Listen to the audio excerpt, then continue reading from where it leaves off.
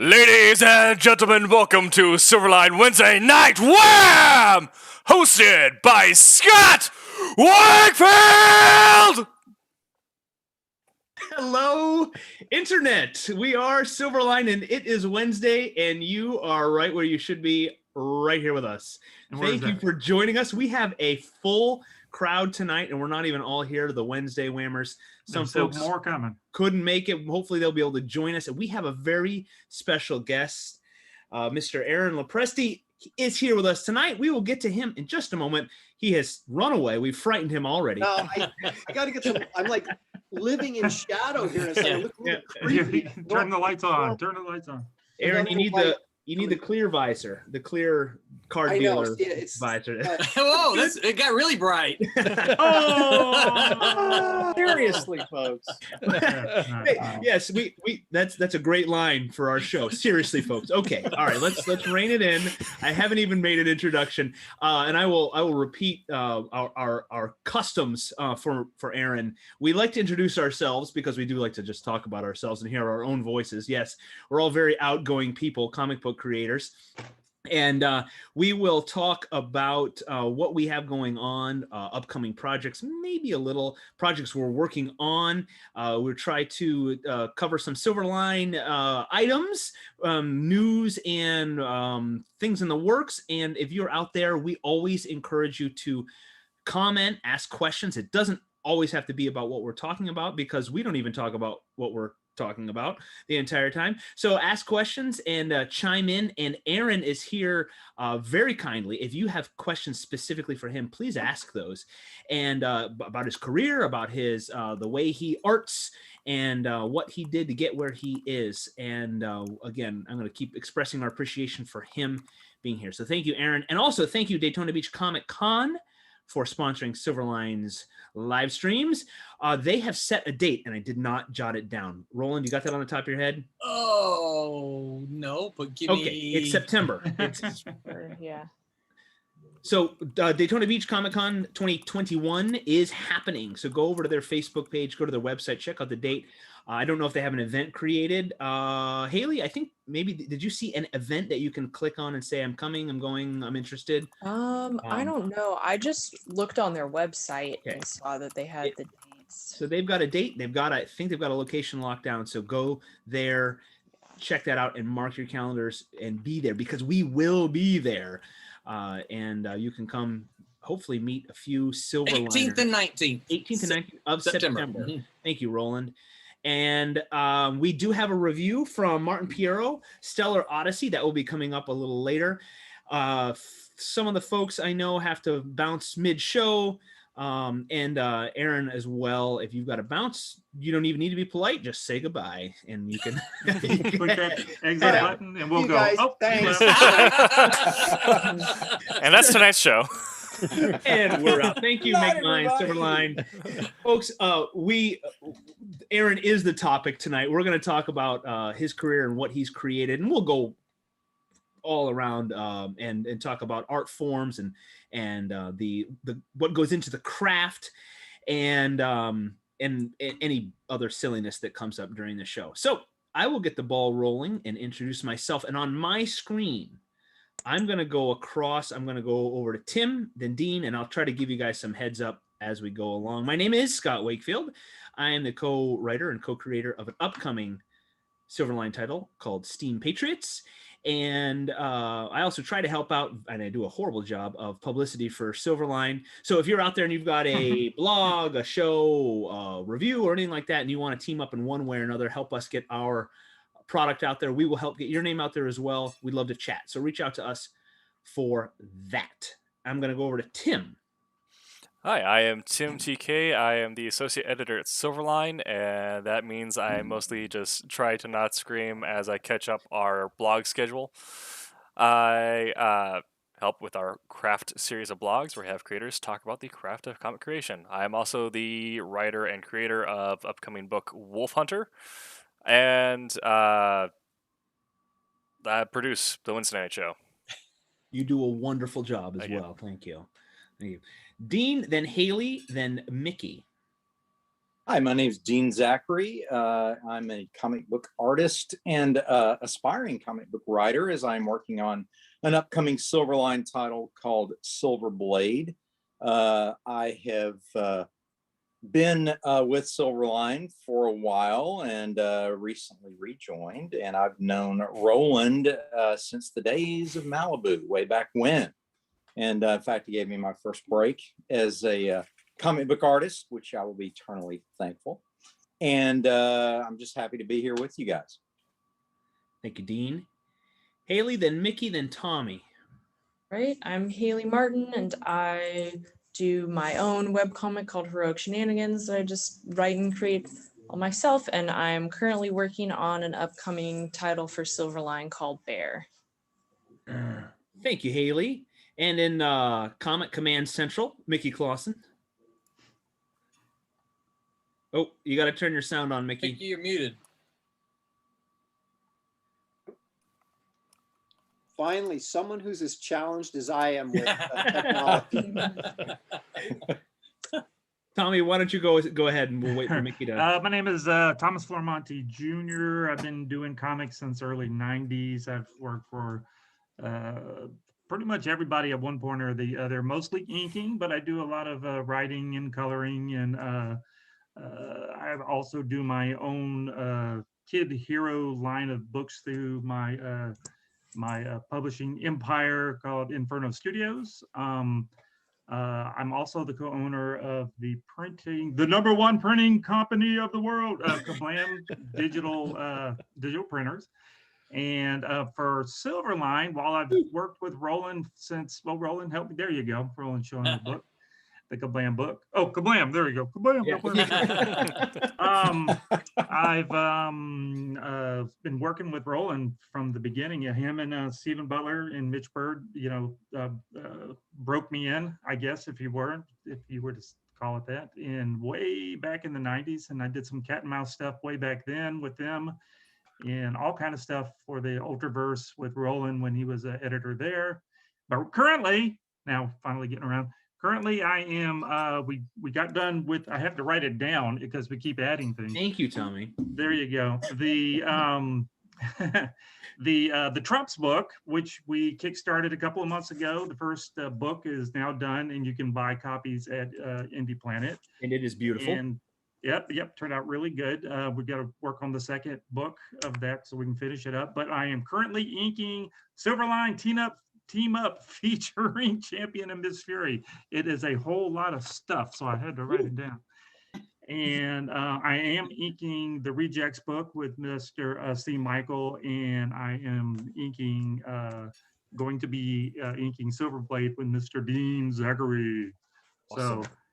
Yep, amongst the, and then all the other stuff. Oh, and I'm in Orlando, Florida. We're supposed to say where we're from. Oh, Right? I forgot.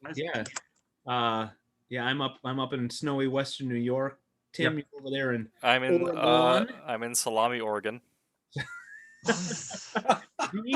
Dean down there in snowy where? Snowy Northeast Arkansas. Haley, where are you right now? Florida, near Florida. Daytona. So Yeah. Florida. Comic Con in my backyard. Mickey, are you say something? Can we hear you? Snap your fingers. Still can't hear him. In here. I see his mouth moving. All right. But I can't hear him. All right. So we got Rory next, and we'll go to Brent, and then C. Michael. Hello, I'm Rory Boyle, co-creator of Steam Patriots, along with our illustrious Scott Wakefield. You can find us in all the usual places. I think we're on Facebook and the Gram, right? We are there. And he has the coolest microphone. Yeah, he's got a real mic. Very professional. Very professional. It's so Scott and I can be twinning. Spinning the classics. That's right. Ah. Good morning, Vietnam. Up late with Rory Boyle. Silverline After Dark. Brent, go ahead. Oh, wait, Brent. You're muted too. I'm totally messing with you. Anyway, okay. Cut him off. There goes Cut the him off. vibe. Yes. Tim, you can control him, right? Cut his mic. My name is Brent Larson. I am a filmmaker here in Orlando, Florida, non-snowy Orlando, Florida, possibly the only place in the country. My pipes, my electricity is totally fine. For those of you out there, I'm sorry that we just have it so good. So sorry. You're so mean. Yeah. Yes, I feel bad. Everyone dumps on If you look Florida at the for United once, they're States, like, everything oh, is suck it. yeah, everything is blue except for Florida, which is red. Yeah. Yeah. I'm the writer and creator of the Silverline book Kalis, which is issue 4 is actually now 3/4 of the way. So that's awesome. Great. The other book I'm working on, I'm the writer and creator of, is Cape Town, which is actually also coming along really well. So first issue. So fantastic. Very excited. I'm sorry, I didn't want to cut you off, Brent. You good? I'm good. All I right. can keep talking if you want. I'm under the impression we just have all the time in the world. We know. Thank you. I'm kidding. You say good things. 100% good. See, Michael. Hey, I'm C. Michael Lanning. I am an independent artist currently working as a penciler for the Silverline Rejects. Coming to you from Santa Claus's new summer home, Louisiana. The new North Pole. Right. Also, I have a 6-page story in the Enter the Continuum Kickstarter that's going on right now. If you check that out. Yes. And that's it for right now. Who knows what else is, other projects I can't talk about right now, but coming up. You can tell us. Yes. Nobody's listening. It's just us, right? Oh, wow. Nobody's listening. Mickey, you switched computers down there? Yeah. Oh, Hey. good to have you. Thank you. Yeah, my Helion, I got one of those little attached cameras and it doesn't work, I guess, the microphone. Oh. So well, you look good. I use for school, so it works. Go ahead and say hello. Tell us about yourself. I'm an inker and colorist for Silverline. I am coloring Twilight for them. Stuff you see, I work for other studios, so I do a lot of freelancing, doing PandaCon and Action Mice, Fire Frogs for Galestone Media and a couple other studios too. So always busy, teach high school during the day, 3D animation, graphic design, and stay up all night doing comics. And sleep when you're dead. That's right. Yeah, usually till 1, 2 in the morning. So. Well, thank you, Mickey. And you're not a regular on the Wednesday night, so try to keep up. I try to keep up as the host. So Roland, before we get on to Aaron, did you want to say hello? And do you want to talk about Silverline, or do you want me to kind of? I'm just crashing for a little bit Right. so Aaron could make sure he sees a familiar face before I bail. Since I invited him onto the Wednesday WHAM, I'm like, well, I better show up a little bit. Yeah. And then you bail him. You can hold his hand, bring him, introduce. No. It's Aaron and I. Aaron and I go way back. Way back to the Malibu days. I'm curious and interested if anyone's going to ask him questions about Sludge and Malibu, the Ultraverse, Steve Gerber, his editor that he worked with at the time. I'm curious to see if anyone's going to ask him any questions. Because oh, look at that! Oh, that's great! Oh, wow! Me and Gerber. A young Aaron, Wow. yeah, young Aaron with Gerber, yeah. Wow. Yeah. Happened to have that sitting there. That wasn't planned. Just so happens. Not at all. Yeah. Nope. Yeah, Gerber was a special kind of guy. So no, Scott, you're the host, man. Like I said, I'm just gonna hang out for a few minutes and then I'm gonna bail. Thank you. So, folks out there, you can see we've got an awesome crew tonight, and this is just a little snapshot. This is one of 2 shows we have. We have a Sunday night show. We have so many people working on so many projects for Silverline, and it is awesome, and it is really cool to just hear this title, that title, this title, that title. If you want to check out our current slate of titles, you can go to SilverlineComics.com, and you can see everything but the last 2 titles, Switchblade and Teen Beetle. Those are not available to purchase just yet. But if you Soon. Kickstarter campaign, those will be coming your way very soon. Thank you, everybody, for supporting those. And that just means we can keep creating amazing stories. Brent down there said Kalis number 4 is on the way. That's so cool. We got a story arc going.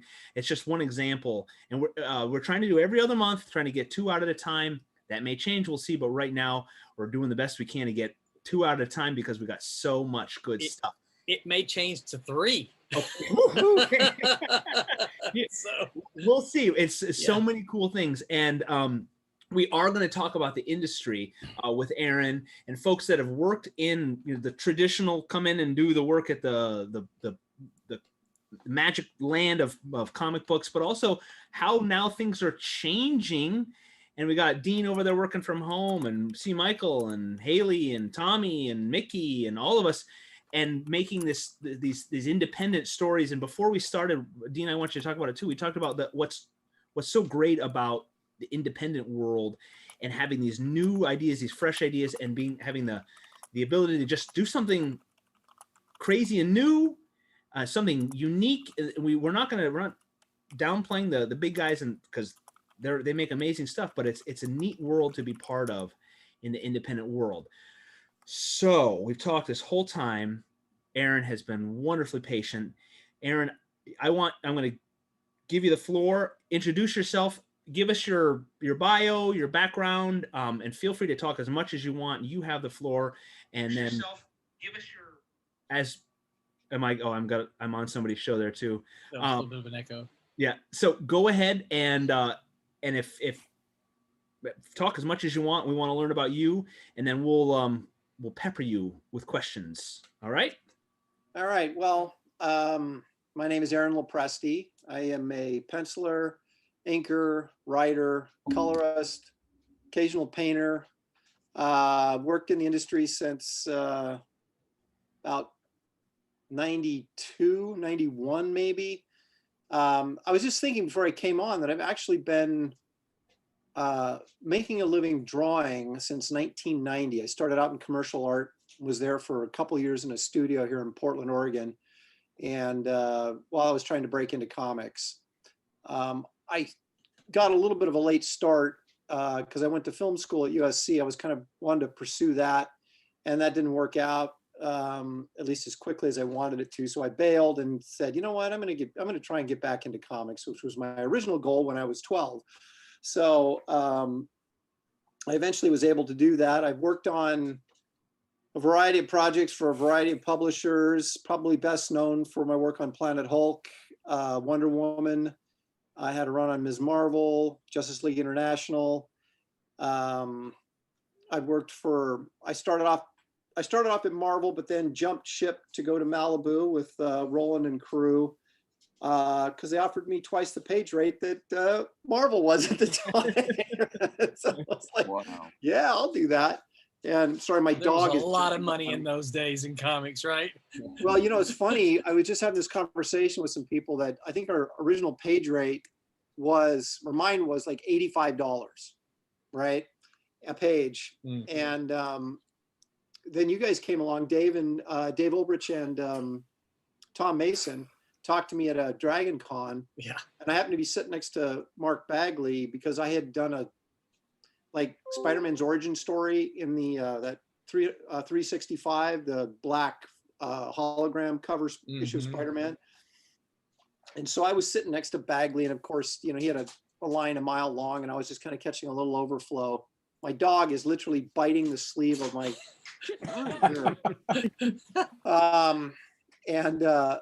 Dave and Tom came up and started talking to me and told me what they were doing, and I had no idea about what the characters or anything that they were working on.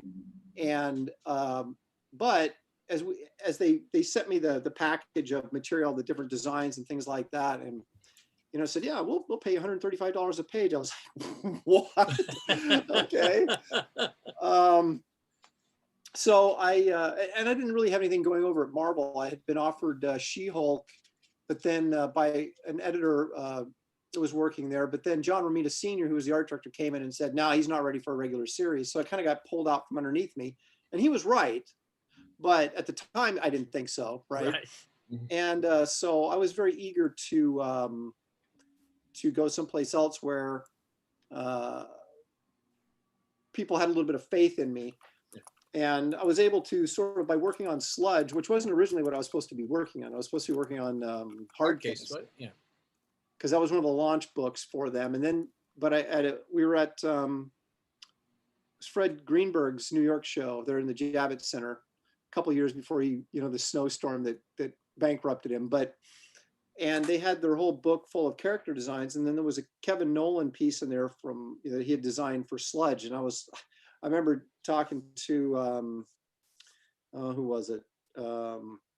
Chris Olm, I guess. I'm like, dude, this is what I want to do. And he's like, no, we need you to launch, in a Hard Case. I'm like, I really want to do this. And so he finally relented and gave that to me, and they found someone else to do Hard Case. But the interesting thing was when I was working at Marvel doing these backups and things early in my career, I was under so much pressure. I felt like if I screwed this up, it was it, So it was like every job was like so important, and yet I didn't really have a clear understanding of what they wanted from me. So I was really, some of the worst work I've ever done. Now, granted, it was some of the first work I ever did too, so that makes sense. But I got fired twice from Marvel, and then I did new samples, and they showed them to them. They're like, okay, this is more like it, And then I would get the actual job, and then I would just suck because it was just, the pressure was just immense. And so when I went over to Malibu, all the guys were just kind of like, yeah, man, do what you do. And so it totally took the pressure off me. And I, at that time on Sludge, just started doing some really interesting things in storytelling. And it was the first real professional looking work I had done up to that point, and sort of changed the trajectory of my career. And so I've always been grateful to you guys for giving me that opportunity, and as well as just, and then sort of getting out of my way and saying, hey man, go for it. Yeah. And so it was very liberating, and it really helped me out a lot in terms of getting better and establishing my career in the industry. But yeah, so Malibu, I did a short term at CrossGen, done some image stuff. DC, obviously I've been at DC for the last darn near 10 years. And, but I haven't really done anything for them since September, because the craziness going over there, we're all kind of sitting around watching them implode and assuming that Marvel's not far behind. You're one of the ones on the list that's going to buy them, right? I'm one of the fans with the I got a ton of money off my Sludge royalties that I saved. So you get mine. Yeah. So actually the last few months I've been doing a ton of commissions, selling original artwork, and doing some covers for some of the smaller, independent companies like Dynamite and Aftershock and Archie, which I guess Archie isn't really a small company, but and doing some stuff like that, and trying to get my own stuff going. So it's been quite a wild ride actually, but this isn't the first time I've had a few months where I haven't had any work from the big two.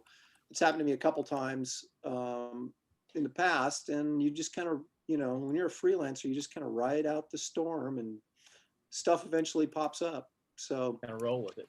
So I'm going to jump in and ask the first question. What is the status of Garbage Man? It's interesting that you should ask me that.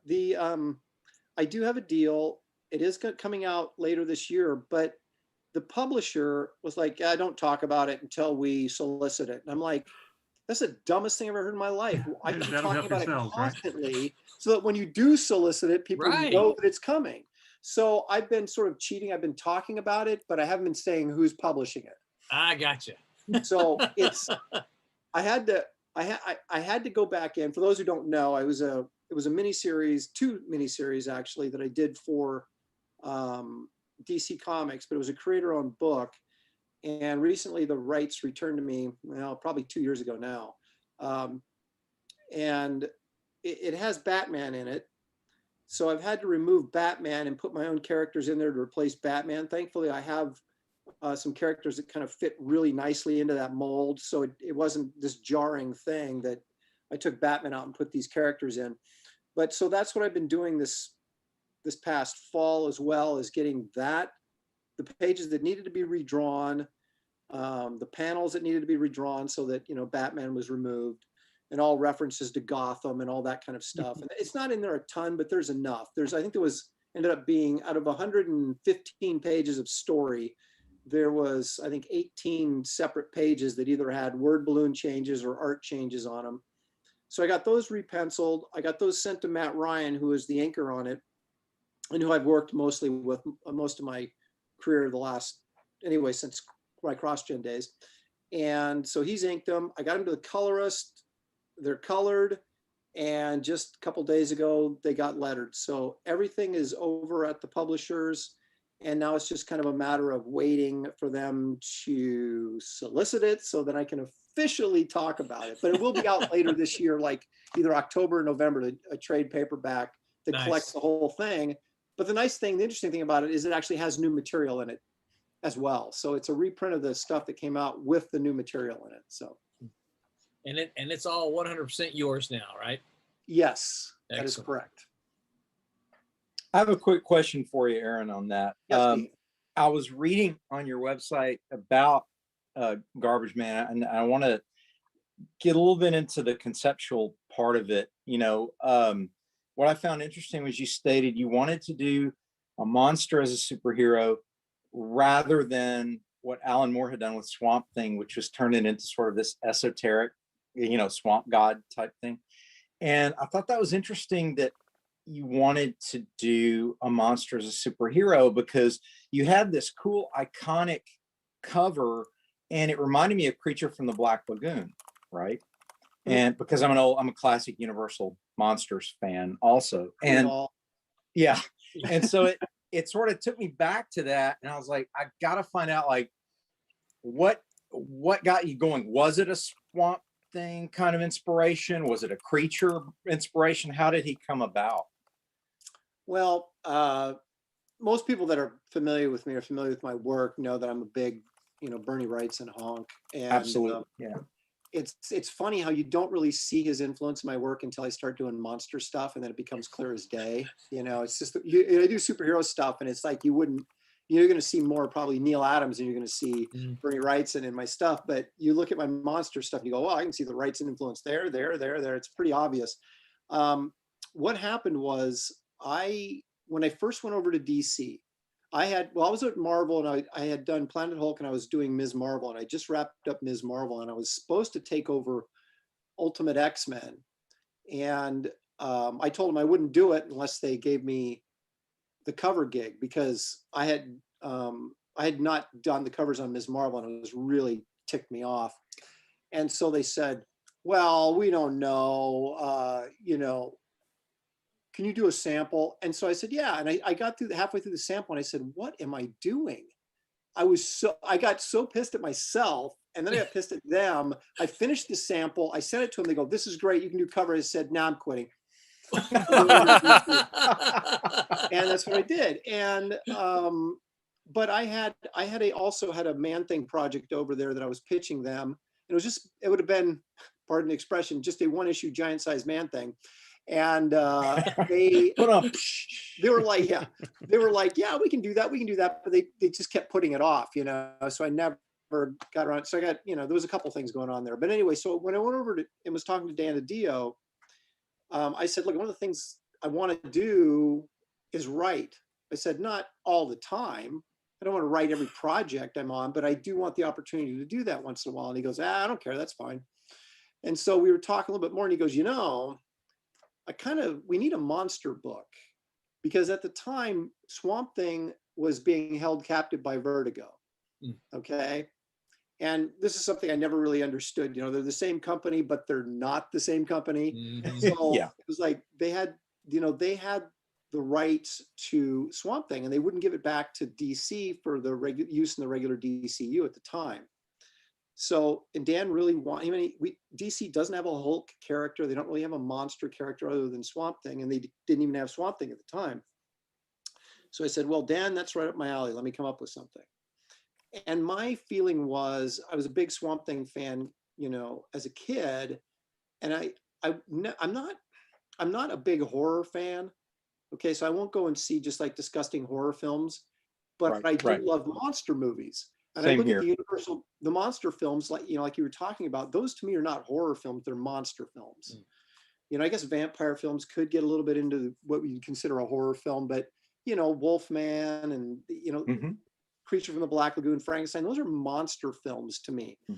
And that's kind of what I wanted to do. This, Alan Moore got into, some weird, esoteric, creepy stuff, and other people have done some really disgusting things with, the character, and it just gets, it just not very appealing to me. But I always liked what Wrightson did. It was like, oh, he fights a monster this month. Next month he fights a werewolf. After that, the alien shows up. And him and Len Wein were, to me, that was kind of like, you've got the monster is the protagonist. He is the superhero.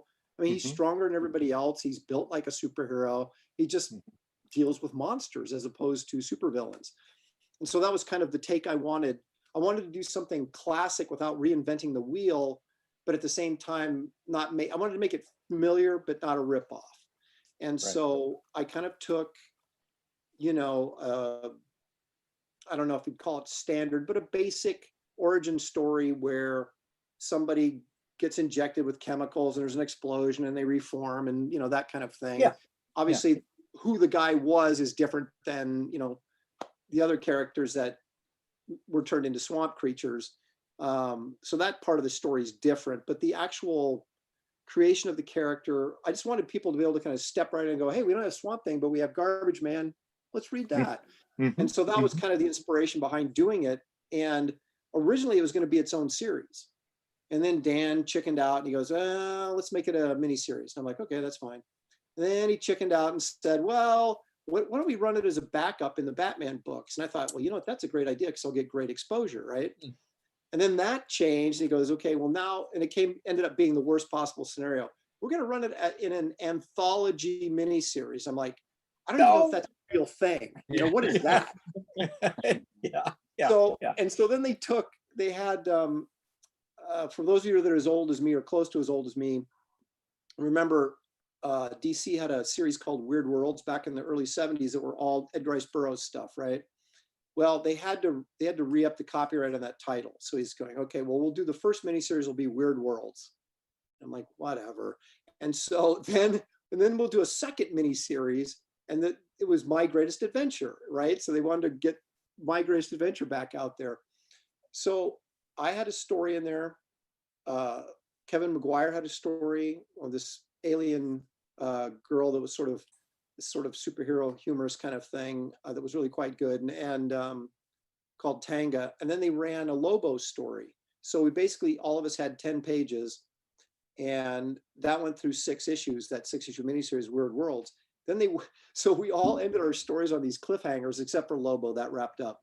But Kevin and I ended our, because every 10-page segment had to kind of like leave you hanging to, like Marvel Comics Presents or whatever used to be, right?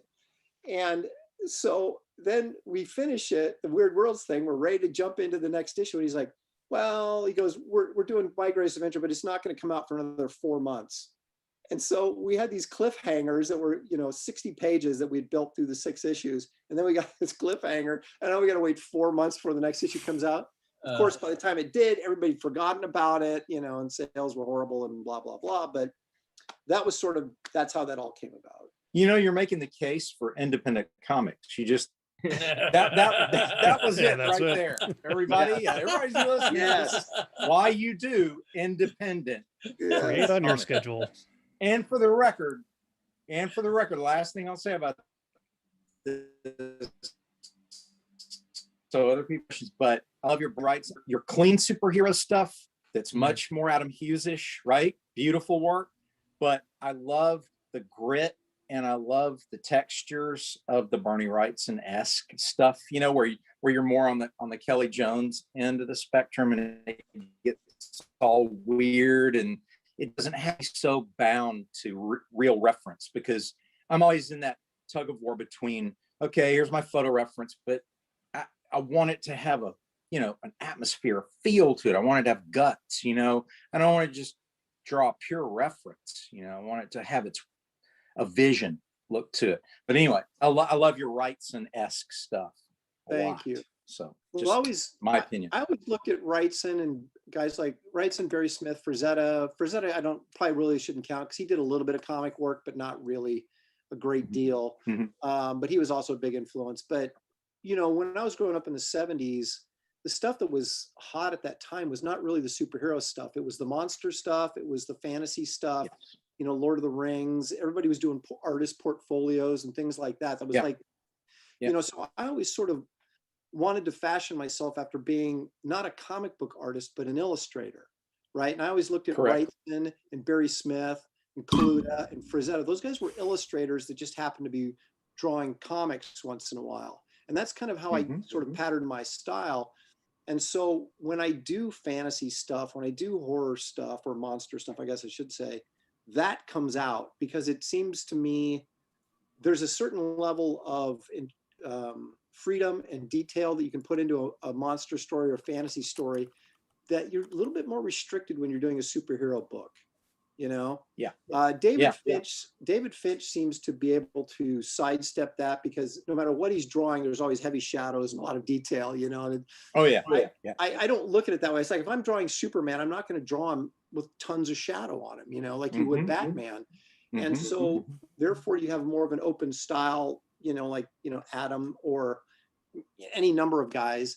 And that's sort of, you know, that's kind of the approach I take. I mean, I would put them in shadow when I had to for thematic purposes or if the actual practical lighting called for it. But I'm not going to, if Superman's out flying through the sky in the middle of the day, I'm not going to put heavy shadows on him, you know? Whereas if you're doing a monster book, 90% of the book, it's usually at night, you know, so you have all these shadows, or usually someplace with gnarled trees or, you know, weird castles and things you can really sort of go wild with.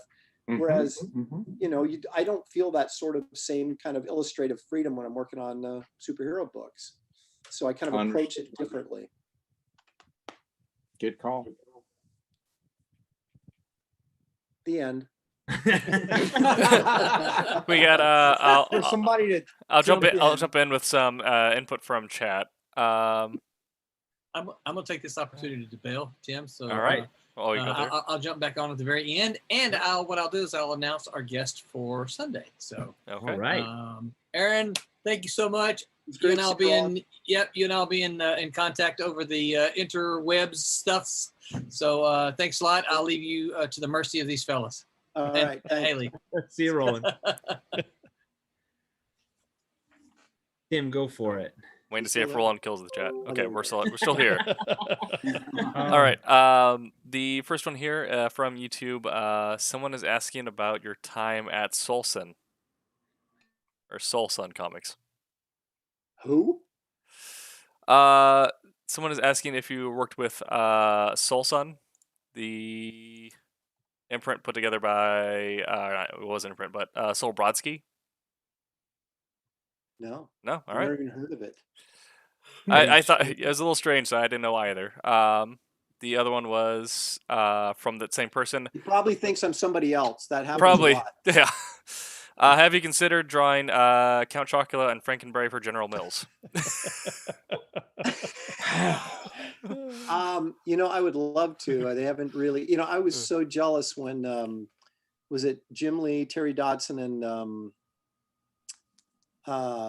Dave Johnson did those newer versions. Right. I was like, oh, I wanted to do that so bad. And the reason this person is, it's probably Kirk Spencer or somebody, but I did some sketches on one of my virtual cons I did over this past year of Frankenberry and Count Chocula. So that's, I'm sure, why that.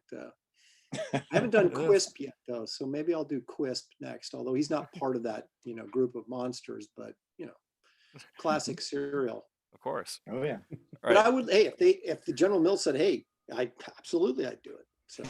Right. Although I don't think that was really a serious question, but right. No, but yeah, on an actual serious question, and something that I also have reference to, but Aaron Humphreys, who is another West Coast-based Silverliner. He actually lives up in Vancouver. He was asking about your time on X-Men, that being his first time coming across your artwork. I have a tragic story about this. I guess when you're in the industry as long as I've been, you got a lot of tragic stories. A couple of success stories, but mostly tragic. I had done a book for DC called Tachyon, and it was abysmal. Okay, now I'm going to defend myself a little bit and say that I'm just going to blame the writer, but because I thought I did some really good storytelling and some, it was kind of a next step for me after Sludge artistically, but the book just tanked. And as a result, I got blacklisted over at DC, right? And I had never really had been able to make inroads back into Marvel after I originally left them to go to Malibu. And so this is one of the periods of times I spoke about earlier, where I was like 3 months where I had no work. And I was, calling and begging, and, Scott Dunbier over at Image threw me a couple bones to keep me alive. I did a Spawn pinup courtesy of Bo Smith, and got way overpaid for it, because I was just literally had no work. And but I kept sending stuff, and I kept talking to people and kept making phone calls, because we didn't have the internet back then. This would have been early 90s. Well, mid 90s, excuse me, about 96, 97-ish. And what was the question again? Just asking about your time on X-Men. Yes, okay. Yeah. So I had sent some stuff. I had gone to San Diego and shown samples to the two editors that were at X-Men at the time, which was Pete Franco was the associate editor, and oh God, I can't think of the guy. But it was back when they were all in their black, leather period. And so they called me up and said, "Hey, do you want to do an annual?" And I said, "Well, yeah." And I said, "Are the X-Men actually in it?" Because back then they were notorious for, they would call people to do annuals and whatever, and you go, "Oh yeah, an X-Men annual." Then you find out that none of the characters are in the annual, or one of them is, and they're in street clothes the whole time, and so I said, "Are they actually in it?" And he goes, "Well, they're not in costume." I said, "Nah, forget it." And which took a lot of guts for me to do because I was unemployed, but I was like, I'm not going to keep going down this road of being a fill-in artist on bad books. So I thought, well, I just blew that, but at least I had my, saved myself, my integrity, right? Well, they called back a little bit later and said, "Hey, we've got 3 issues of fill-ins on X-Men. Would you like to do them?" And I'm like, "Yeah." And they got me Mark Morales, who's going to ink, who's obviously one of the top inkers, right? So I was like, holy crap, this is going to be awesome. So I did these 3 issues of X-Men, and actually Danny Mickey stopped in and helped out a little bit too. And during that period of time, I also got this Wizard special order comic, X-Men comic, Ultimate X-Men comic that Jeff Johns had written, and Danny Mickey inked. So once again, I had another one of the top inkers in the field over me, right? So I did this work for about this 4-month period of time, and it was just, at the time, it was by far and away the best stuff I'd ever done. It looked great because I had great inking. And I remember I was talking to Pete Franco, and he calls me up and he says to me, "Aaron, we really like what you're doing." He goes, "We are going to groom you to be the next big X-Men artist," right? So those are the words that literally came out of his mouth. So you can imagine me just going, finally, finally, I've made it. I'm going to be huge. I'm going to be the next Jim Lee, blah, blah, blah. A week later, they both got fired. And I was out on my ass, pardon the expression, right? So here I was about to be the next superstar X-Men artist. And then I went, and a week later, I was unemployed. And that's where I ended up going to CrossGen, because Bart Sears had approached me and I had nothing going on, right? And so that's why I went and did CrossGen. But what I later found out, you'll find this kind of funny, is I was sitting next to Ethan Van Sciver at a Phoenix show years ago, and he was telling the story about how he was the guy who got those 2 editors fired. And I'm like, what? And he said, he tells me the story that he wrote, some 4-letter word, snuck it in there because he was pissed at Mark Powers, sorry, was the editor, and Pete Franco was the associate. Yeah. And he was pissed at Powers for something. I can't remember what it was. So he wrote this in there to get him fired. And he was celebrating the fact that he fired him. And I go, you screwed my career, you know? So I was like running over the table, you know, my hands are on his throat kind of thing. And he's like, you did fine. You're all right. And, but yeah, so that I often, you know, sit around and think, wow, what would have happened if Edith Van Sciver hadn't been, you know, done that, and those guys hadn't got fired? Where would I be right now? Where would you be now?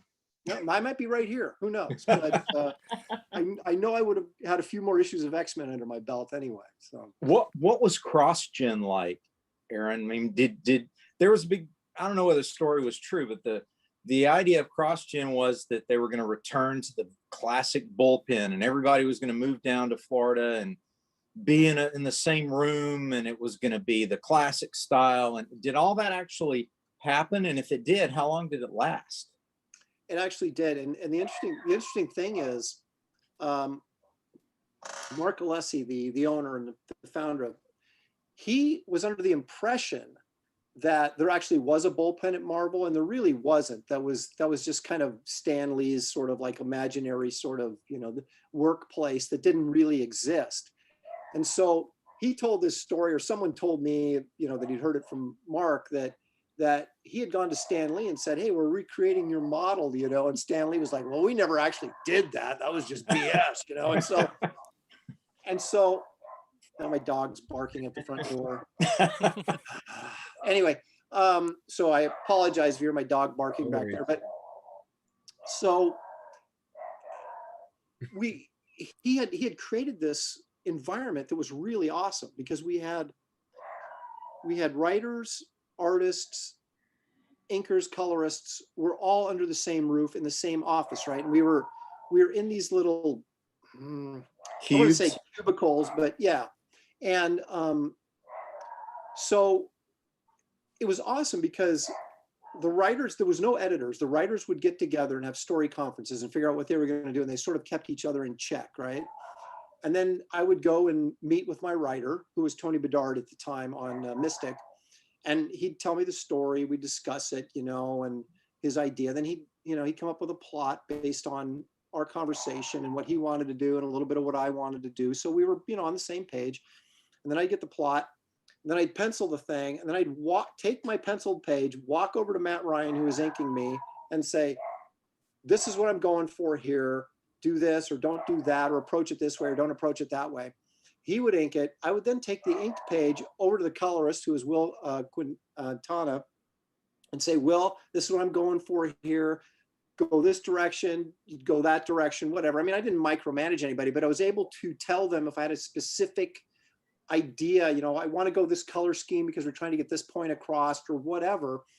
And it was amazing. Everybody that worked there produced their best work of their careers, you know, and it was because we had that sort of work environment where everybody was on the same page. And if we weren't, we could sit down and talk it out and figure everything out. The problem with that is all you guys can probably guess, is that it's not a very good economic model. Okay. Right. We all were getting paid salary. We were getting health benefits. We're getting all the stuff that you don't get as freelancers. Right.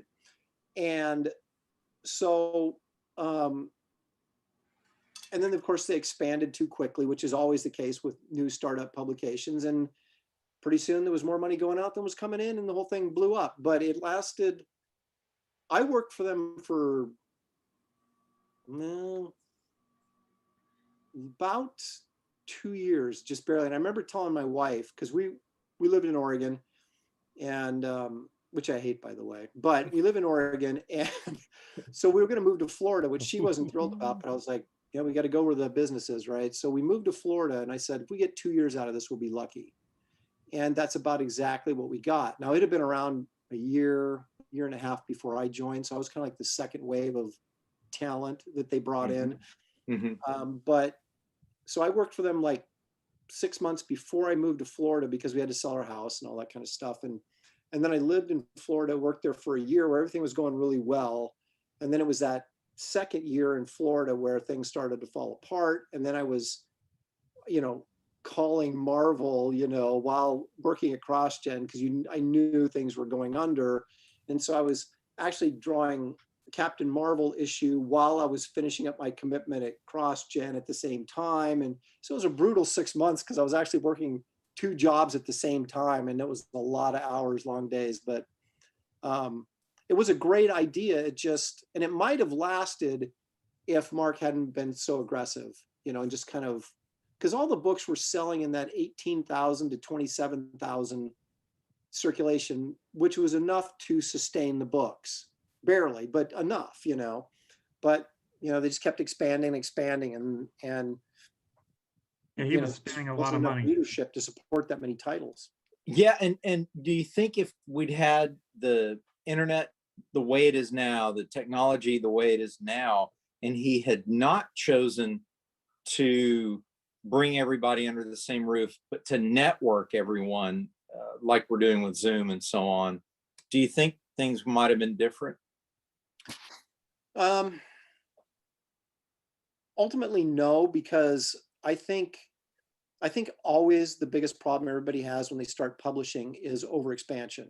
Okay. And that seems to be, it's kind of like when you start doing sequels and superhero movies, everybody for some god awful reason wants to throw every villain they can think of in the sequels, and realize that's not what made the first movie popular. You don't have enough time or room to jam all these people in here. You're going to ruin the movie. And they continually do it. And it's the same thing with comic publishing. Every time there's a new company, they just pour into the market, and the market it's not that big of a market, so you have to sort of bide your time with a few titles here and there. But that's a long-term plan to make a little bit of money, and everybody wants to make a lot of money very quickly. So I think he would have saved money up front, certainly, and probably would have got longer life out of it. But I think it probably would have ended up with the same fate. Same way. Okay. He still would have ended up doing the same thing, which is expanding. And who knows, without the overhead, he might have expanded quicker. So. And then they bought like a MegaCon. You remember they purchased that, or did they had a big stake in it, and then they had a bunch of educational programs that they were doing. They spent a lot of money. I think they spent, like you were saying, more money than was coming in. Well, I think, it's too bad Roland took off, because I think the same thing was partially to blame at Malibu. Yeah. Is they tried, you try to hit the industry with a bang and say, we're going to do all this stuff that no one else is doing. But if you do it before you get a certain amount of profit in, you're just digging yourself into a hole and hoping you get out of it. And I guess whoever was doing their video games screwed them over. And that's the other thing. When you're dealing with that big of a project with that many different tentacles going out, you got to be really careful that the people you're working with are not going to screw you over. And that's kind of hard to know if you don't, you just jump into, this guy can do video games, let's work with him. Well, he might screw you over. And that apparently is what happened there. And so they spent a lot of money, Malibu did. They initially had it because of the Image books, and their books launched well, but you got all that other stuff going outside too quickly, and something goes wrong, and then suddenly all that capital is gone, and you've got nothing. And that's so I think it's a sad but a familiar story with independent smaller publishers a lot of the time. Have you considered writing a tell-all book about the industry? My stories aren't really that good. I mean, I'm not all that sociable because I'm sort of in a weird age bracket, because I should have broke in about the same time, somebody like Art Adams did. But I ended up breaking in at this, like Terry Dodson's a perfect example. I broke in at the same time Terry did, and I am 10 years older than Terry. Okay, because where most people, they had a clear vision. I'm going to be a comic book artist, or I'm going to be an illustrator, or whatever. And so they get out of high school, maybe they go a couple years of art college or whatever, and then they jump into the industry. I went to film school. I got, and that was something I pursued for like 6 years, and I hardly drew at all in that 6 years. So here I am at, what was I finally got out of film school in '88. Okay, so I was 24 years old. Where a normal person that would have graduated college would have been 21. So I'm already 3 years past, and I didn't take an art. I mean, I took a couple art classes to keep my hand in it, but I didn't really, that's not what I was studying. So here I am, 24, pushing 25 years old, really haven't drawn seriously for 7 years since my senior year in high school, trying to break into the art industry, and I sucked. And if I had, and it took me just years to get back, catch up to where I should have been if I'd been diligently pursuing it, right out of high school. So I do kind of regret that, although I had a blast at film school, I can't lie. But so the point I'm making is that, so I'm sort of in this weird age group where I should be, I should have broke in with Art Adams in 84 or 85. Instead, I ended up breaking in 90, 91 with 92, 93 with Terry Dodson and those guys. So, and although I'm really good friends with Terry, most of that crowd is 10 years younger than me. So they don't really want to hang out with me. And then the guys that Art Adams, those guys are their own group because they broke in together and I wasn't part of that crowd. So I don't have like a lot of parties that I went to and that type of stuff. So, I mean, I have some funny stories where I was, mistook for Adam Hughes or whatever and dumb things like that. But I don't really have a lot of, dirt that I could spill, in a tell-all book. In a lot of ways, I've always been sort of on the outside looking in. So, and then I pursued friendships with people like Mike Plug and Walt Simonson and Bernie Wrightson and guys like that I grew up admiring. So instead of like networking with people close to my own age and I'm networking with guys that were, 15, 20 years my seniors, and those are people I'm friends with, so it's weird. But have you ever had your portfolio reviewed by Neil Adams? Yes, I have. As have I. We'll talk about that over a beer sometime. Seriously. that was really weird. At Continuity in LA. So when I was out of film school and I thought I should start pursuing art again, he had opened up offices in LA and I actually went in and I was just like, Neil Adams. I was just freaking out and sitting across the desk as he's ripping me to shreds. Actually, he was actually really nice about it, but he was, it's brutal. It's like the most brutal coach you could ever have. Yeah. I mean, he pulls no punches, but I'll have to admit, everything he said was true, and it made me work harder, and I became a better artist because he ripped me to shreds. Yeah, Mark Waid ripped me to shreds too when he was editing at DC. So when I was trying to break into comics, so I've been ripped by the best, man. That's how you grow. And that's the title of your book. So on the chat, I think Scott has just been sitting still for too long. It's because Scott Merrill on Facebook accused our Scott of being a cardboard cutout. Oh, wow! He is a robot. My good buddy Scott is watching. We are friends. Yes, hello, Scott Merrill. I'm here. I wanted to ask first of all, I know some folks need to bounce at about the midway point. It is the midway point.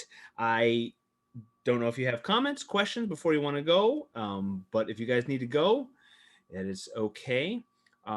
Brent, C. Michael, want to give you that opportunity. Aaron, I absolutely love Planet Hulk, and thank you. It's beautiful work. So thank you for giving that to the world. And I only gave part of it, but I do thank you very much. It's probably the thing I'm most proud of, because I look at Planet Hulk as being sort of like what Simonson did with Thor. It was like a generational kind of story.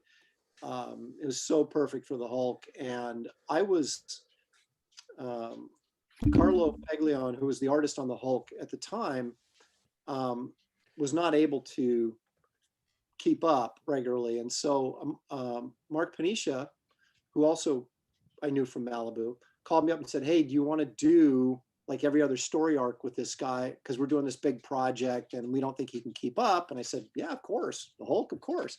I didn't know, that it was going to be so awesome when I started working on it. But yeah, it was. And I remember calling up Danny Mickey because Matt Ryan, who my regular inker was, he had been off working with somebody else and I couldn't get him. So I called up Danny and I was like, Danny, look, I'm doing this big Hulk project. I need someone really good to ink it. And he's like, oh, I'm too busy, man. I'm like, dude, you got to do it. It's the Hulk. It's big. You got to do it. And so he's like, all right, I'll do it. And of course he gave it to everybody in his studio except him. And I said, look, I don't care if you give it to your like underlings, because I know they're pretty much going to ink the same way you do. I said, but you ink the splash pages. He goes, okay, deal. So, and then the last issue, I think he completely bailed, couldn't do it, couldn't keep up. But Sandu Floria inked it. And the first couple issues before that, or actually I think it was the last story arc that Danny bailed on. And so the first couple issues, I was like, Sandu wasn't getting it. And I would talk to him, I said, do this, do this. By the last issue where the Hulk actually fought the Emperor, it was like all the good stuff, just nailed it. It's a great looking issue. So we were able to kind of work the kinks out. So that by the time that once Danny was gone, and then by the time that big finale, at least my finale on it, it looked really, really nice. But I appreciate you saying that. It's just, it was one of those things I just kind of lucked into and was very fortunate to be a part of. Well, we got pretty lucky too, I guess. So. All right. Thanks, Brent. If you got to go, head out. Yep. Hugs. You guys. Have a great See you night. this weekend. Later on, man. Here, Brent. Hey, so I wanted to ask for to the veterans, the seasoned veterans that have been part of the big wigs and so forth. Talk about you've kind of touched on the good and the bad. Talk about that a little more. What was great about, I mean, really like the heyday, and then what was not great about the heyday, and what do you see is the future of the big two, and then maybe the comics industry in the indies. I mean, I know AT&T has hinted that DC's future is questionable. Nobody really knows, but what do you think? And that's Dean, Tommy, Aaron, Mickey, the guys that have been there and seen it. Did that question make sense? Yeah. Well, Yes. it's you got two different subjects there. What was it like, and then what do I think is going to happen? Yeah. The good and the bad. I mean, I broke in at the boom, or the tail end of the boom. So I got a couple of royalty checks that were surprisingly good, but nothing like, the legendary stuff you hear about. And they were hiring just warm bodies at the time. And so I was lucky because, like I said, I wasn't very good. I really wasn't. I was several years behind where I should have been, like, I talked about earlier, and several years before I was actually professional. So I was able to break in simply because of the amount of work that was available, and I was a warm body and I was there. But it was exciting because it was the first time I'd gone to Marvel, you know what I mean? And I got in really good with the receptionist, and she would just buzz me in without an appointment. And there's people sitting in the, in the lobby waiting to get in, and I'd come in, and because I would make trips back to New York like every 6 months. And then I would stay for a week and, bang on the door and that kind of thing. So she would just start, and I would always go up and talk to her just a ton while I was there waiting to get in. Because the first couple times I went, I had an appointment, right?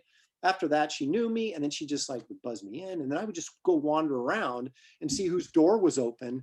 I mean, these are the kind of stories you hear people tell, right? But I was actually doing it. I remember one time I had done some work for Terry Cavanaugh. He was the first guy. I did a Marvel Comics Presents story for him. And I went in there, and like I said, I had no appointment or anything, but his door was open. So I kind of sat out in the hall. He was on the phone. So I sat out in the hall in a chair right across from his door and just sat there waiting for him to get off the phone so I could go in and bug him, right? Well, he's talking. He looks up and sees me and looks away. He looks up, I'm still there, sees me. He finally like shuts the door. Oh, that guy's waiting on me.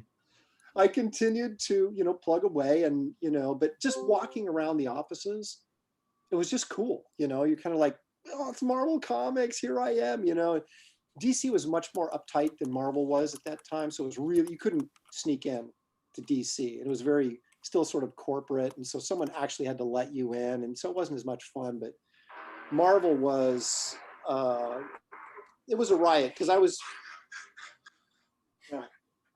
so it was, because you grow up reading that stuff, and you just dream about that possibility of actually being there someday, and there I was, scrounging for work, but people would let you in, you'd sit in and talk and blah, blah, blah. They wouldn't necessarily give you work, but you were hanging out, in the Marvel offices. And one time I was there when I was working on What The, which was the humor book. at Marvel, their parody book. And that was the only stuff I'd done from at the time. I hadn't done any superhero work or anything like that. So I'm working on this Forbish Man story, right, on a drafting table in the middle of, the offices were like all on the edges of the building. And then in the center, they had some drafting tables and stuff. And so I'm sitting there working on this What the page, right? And then right just behind me to the left on another drafting table was Tom Rainey. And he was just breaking in, but he was working on X-Men, right? So he's working on this double page X-Men thing for like Onslaught or something. And it was just really cool, you know, and I was working on this really stupid thing, right? And everybody they would walk by and they'd look at, you know, the editors and assistant editors, they'd look at Tom's and they'd go, oh man, that's really cool. Oh, that's awesome. Blah, blah. Then they'd walk by and look over my shoulder and then just keep going. So it was like terribly humiliating, but it was still, you know, it was really exciting at that period of time trying to break in. And it seemed like the industry was just exploding and things were going to be great. But to jump in and answer the second part, and then I'll shut up.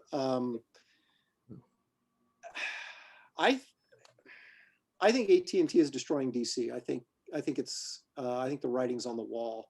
I honestly would not be surprised if that story that came out recently, where they're saying that, you know, fans. Well, that's not an accurate statement. I think it's Robert Kirkman, and I think Steve Jeppy is the other guy that's involved in trying. At least that's what I've heard.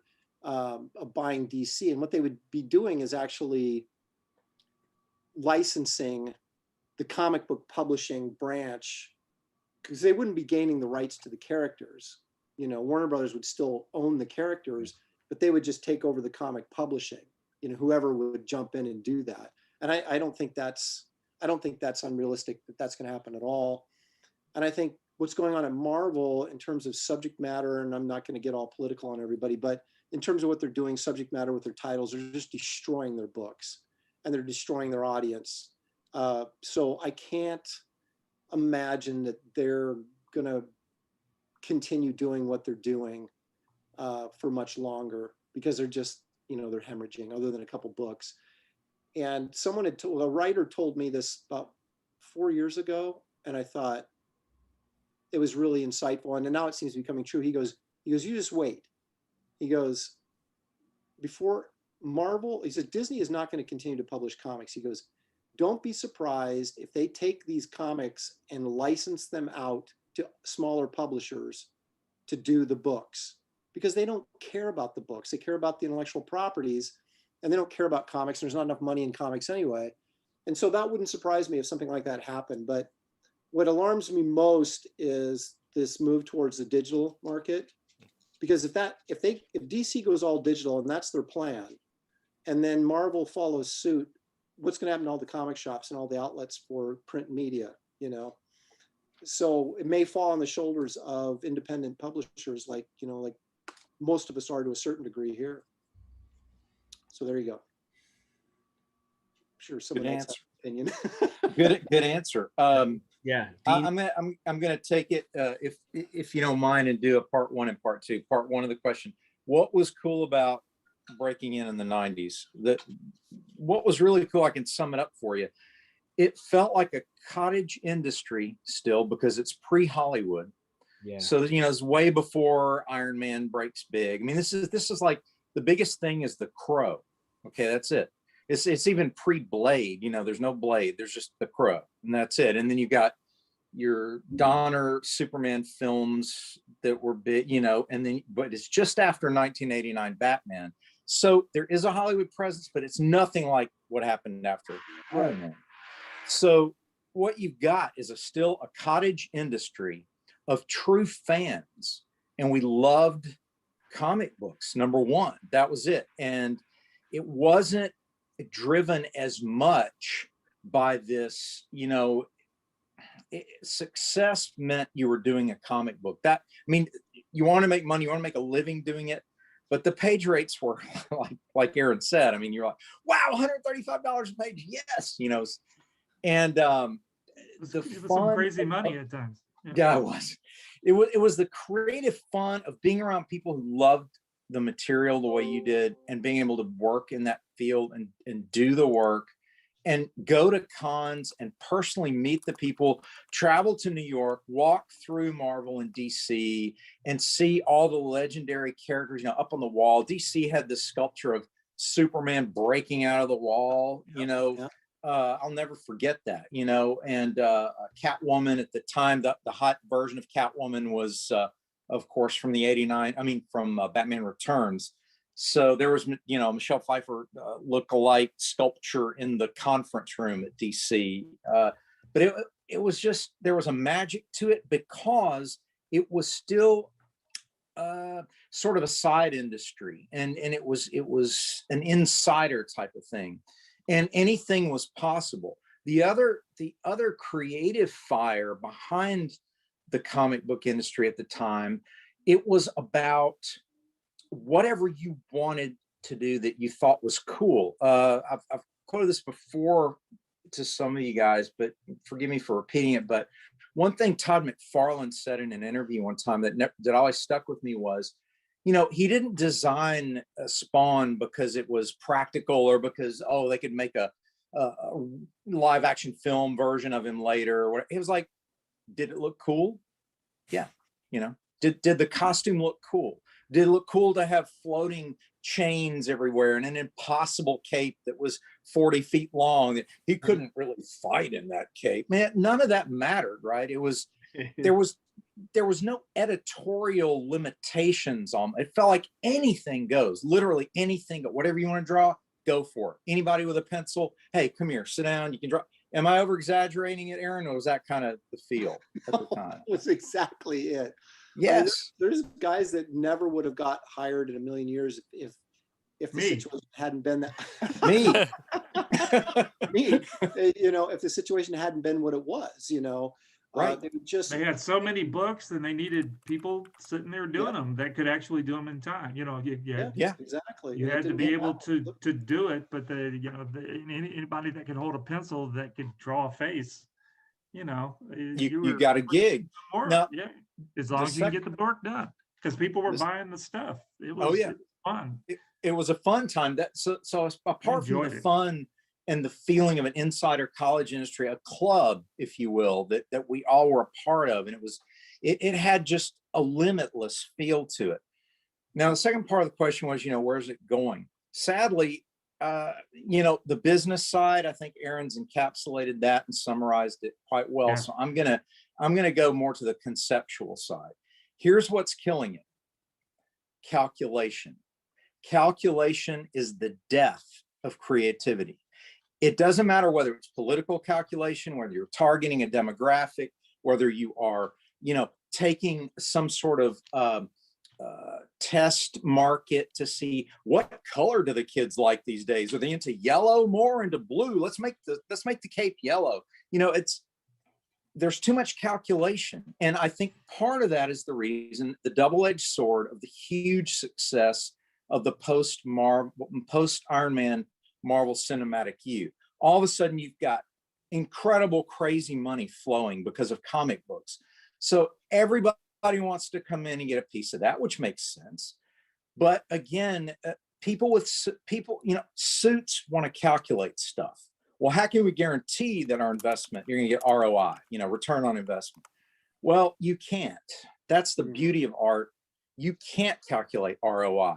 It's a risk. All of it is a risk. You're going out into this world and you're sharing something that's genuine from the heart, right? If you're sharing something genuine from the heart, you're an artist, you're a writer, you're a penciler, inker, colorist, whatever. If it's genuine, that connects with people. There's too much calculation nowadays. It's not connecting with anyone. They're making a huge mistake. And I think it may be to those of us who are of this opinion of the independent renaissance, as I like to look at it, it's to our benefit to take advantage of their short-sightedness in that respect. They don't understand that calculation kills creativity. So analysis paralysis. There's definitely an opening in the marketplace right now for good product. And just to kind of springboard off what you were saying, Dean, is I've been reading the history of the Marvel Comics, The Untold Story by Sean Howe. I don't know if you guys have read that book, but it's really interesting. And one of the things they were doing in the 70s with when Roy Thomas sort of took over an editor-in-chief and, Stan headed to LA, is they admittedly, like, we had no idea what would sell. We were lost at that point. The industry was going to implode by 1980. They just, kids weren't buying superheroes and stuff. So they just, well, let's get the license for Conan. Maybe that'll work. And let's create some monster characters. There seemed to be some interest in that. And let's throw those out there. And, they were letting like Jim Starlin and Englehart were just like, and Steve Gerber. And although Gerber apparently wasn't a big druggie, I know Englehart and Starlin were, they're dropping acid every night and going nuts and writing, the weird stuff that was going on in Captain Marvel and Warlock. And, Steve was doing his Avengers thing. And there was all this kind of weird stuff going on. And they were just kind of like, hey, the attitude was, if it sells, keep doing it. If it fails, you're fired, and that was it, it's like there wasn't a lot of editorial direction because they didn't know, and no one really knows. Just because Iron Man, like you said, was a huge success, was it a huge success because it's Iron Man, or was it a huge success because Robert Downey Jr. brought so much charm to the character and made it what it was? And so, when you start trying to, encapsulate this little formula for success, you're 9 times out of 10 are going to fail. And so, there's no guarantees, and it's a hard industry. It's a tough industry because we have such a limited amount of people that actually, finite audience. It's not like a movie audience, the comic book readers, you're not going to see a lot of change and growth.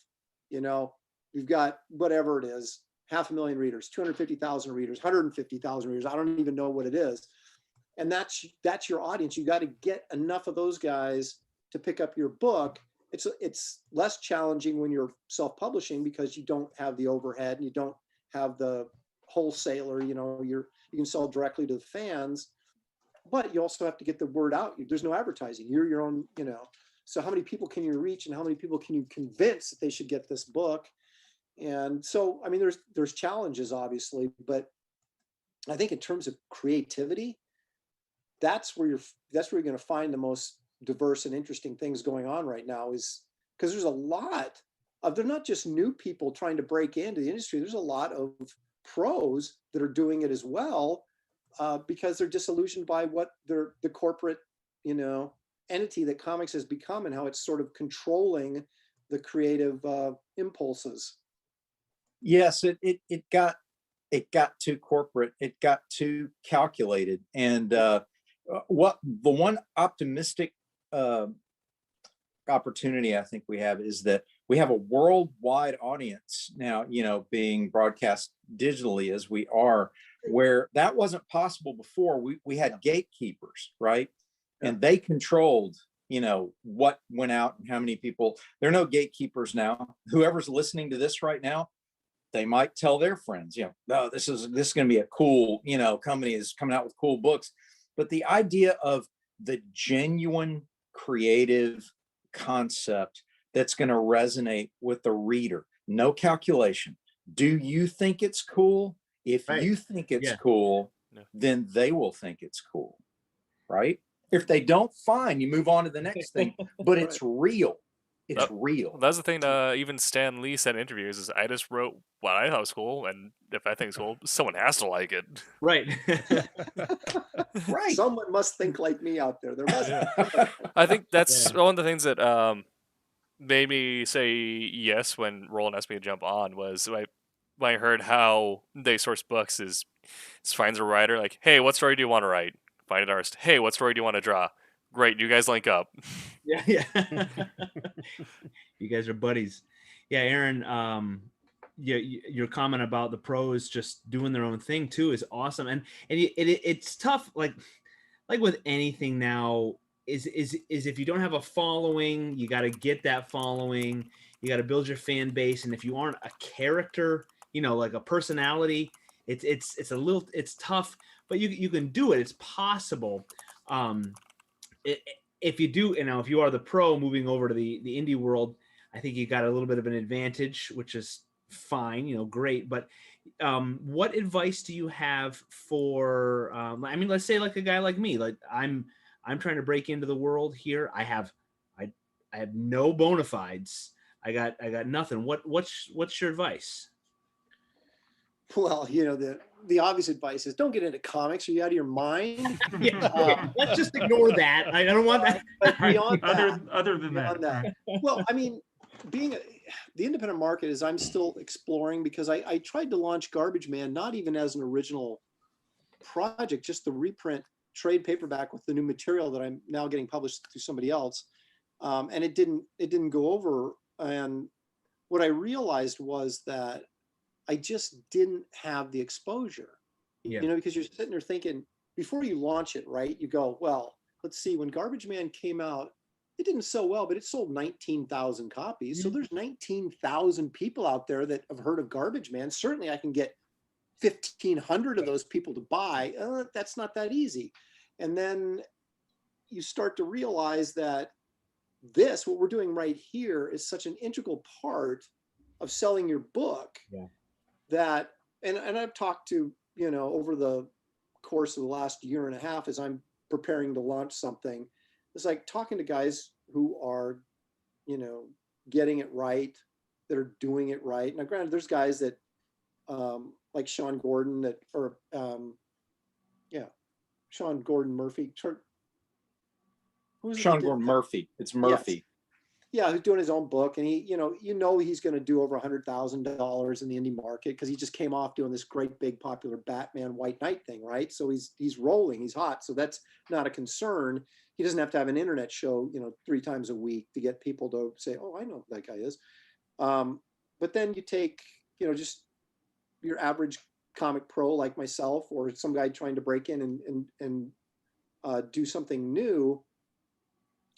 You've got to have exposure. I mean, that's everything. It's like we all suddenly have to be Stan Lee. You know, we have to get out there and start marketing our books and our ideas. And the one thing I've been trying to kind of wrap my head around is that I think there's a lot of independent stuff going on or trying to go on.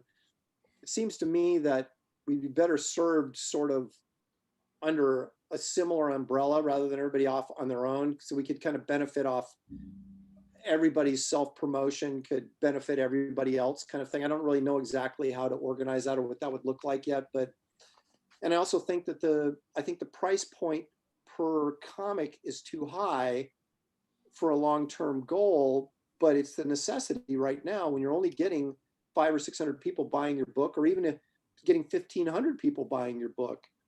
In order to get a page rate, you know, I guess you have to sell it for $25, and people are willing to do that right now. I think because there's a certain amount of novelty attached to it, and there's probably a certain amount of collectability to these books because there's such low print run.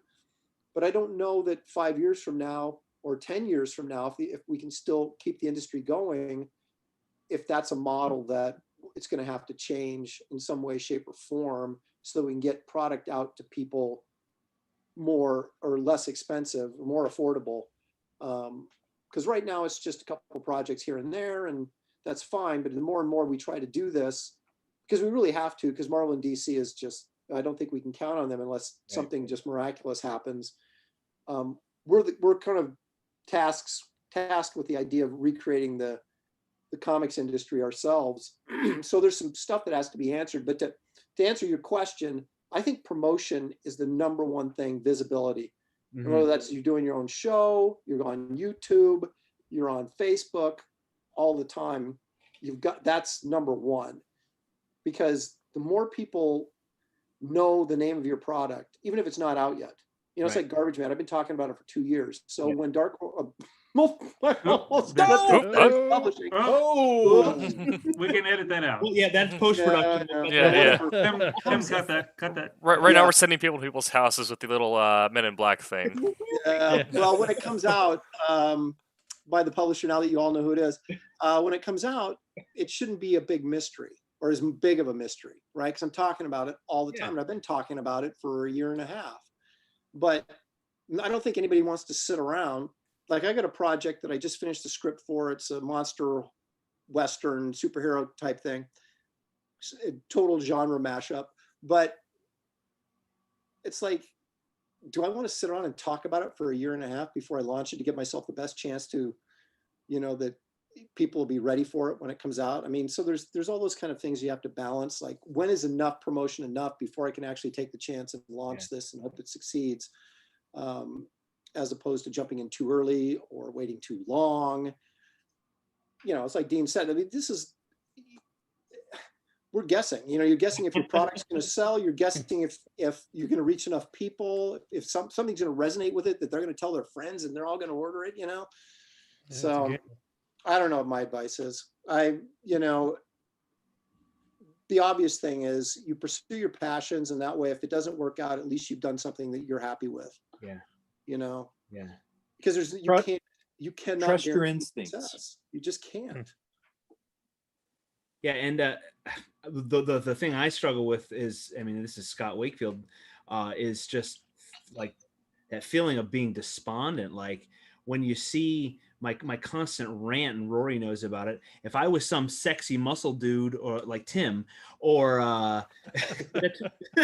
or some hot woman that does nothing but post pictures of herself, I'd have 100,000 followers on Instagram. But when you try to curate a great post, a thing, an image, and you get like 7 likes, it's disheartening sometimes. But keep plugging along. Don't give up.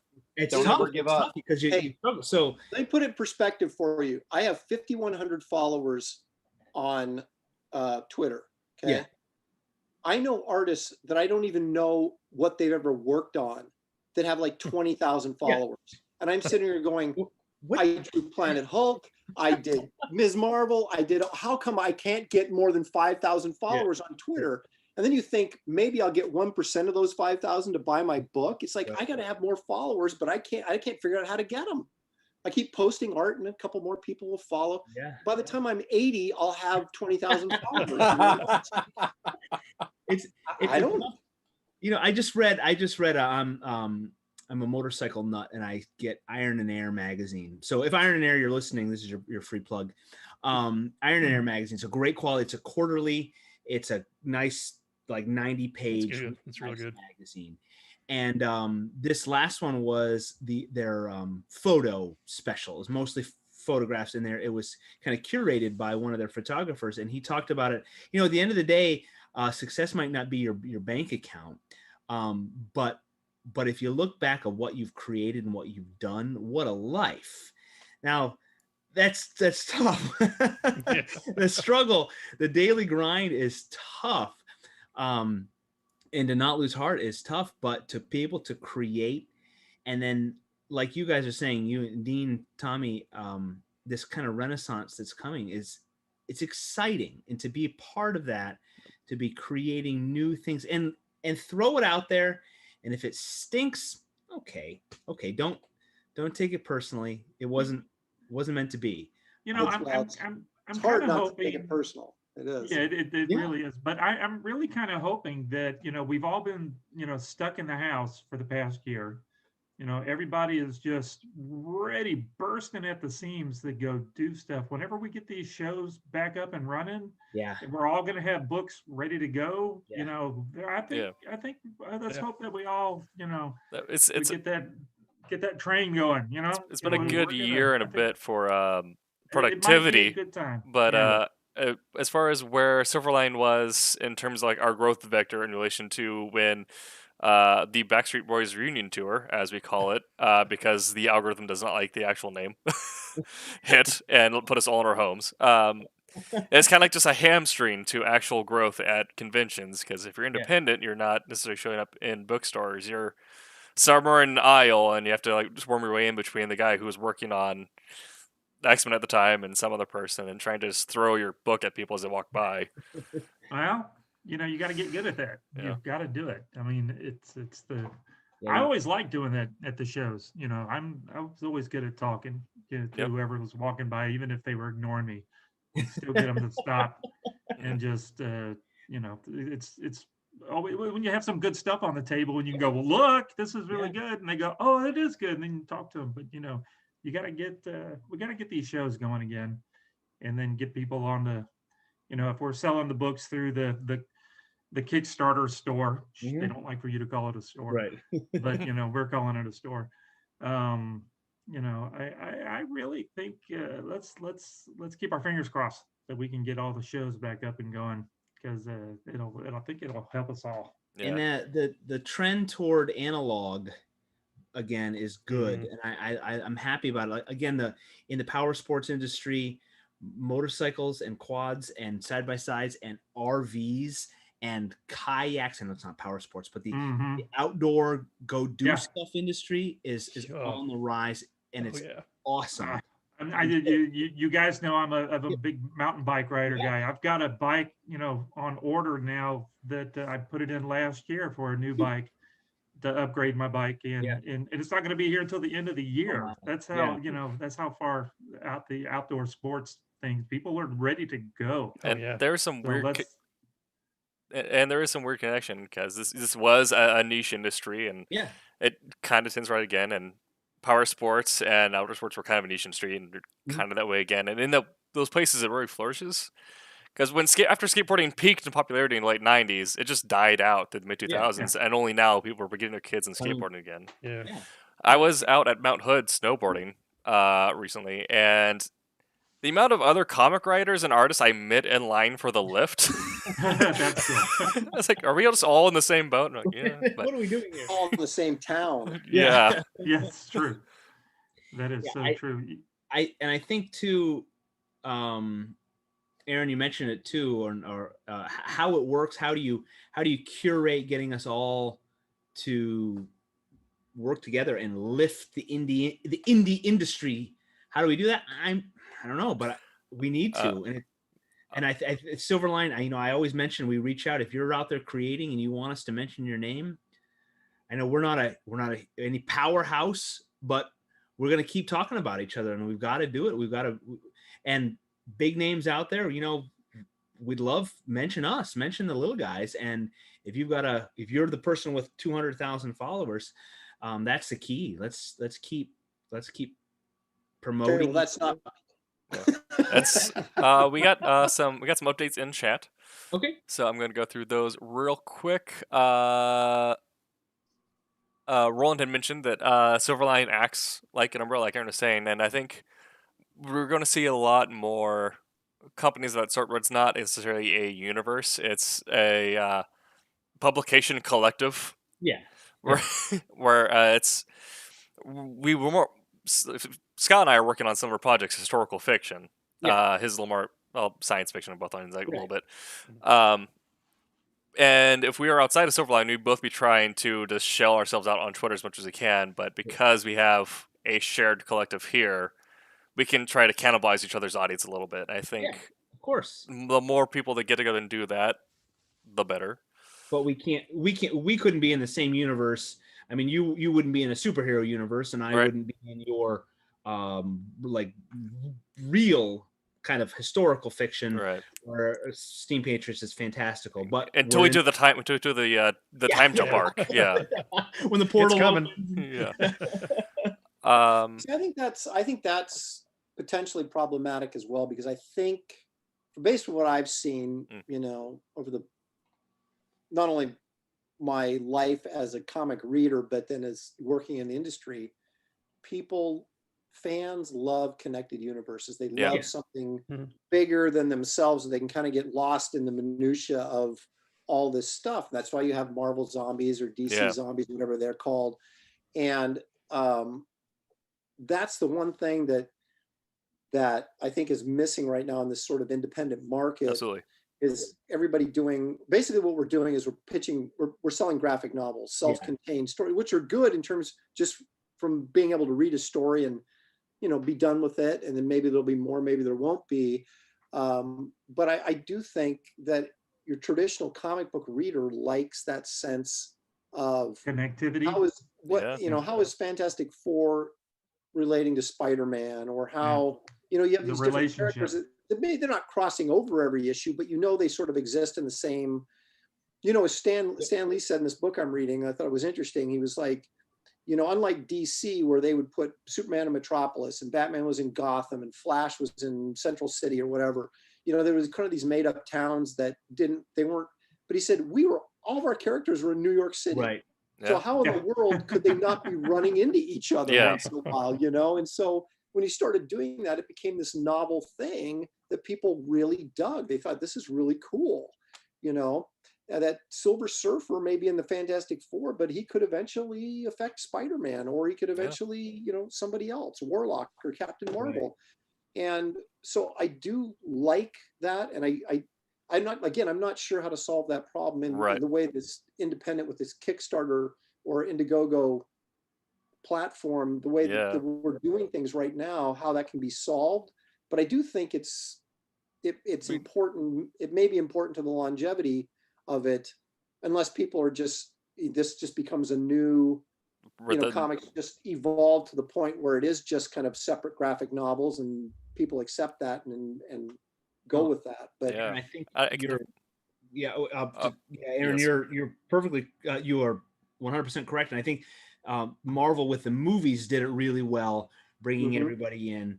And Tim, you can talk to, like, there is going to be a core of Silverline titles that are together. Yeah, we have our I don't even know what we're calling the universe, just New Orleans. But I am a huge X-Men nerd, and the weird stuff they do in there to get away with things. If we were to do a volume 2 and there was a time portal in colonial America that jumped into World War II England, you know I would be down. So good. So good.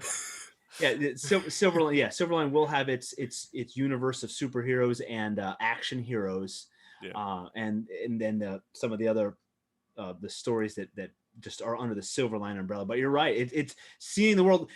And I don't know where it fell apart, because my comic book knowledge is choppy.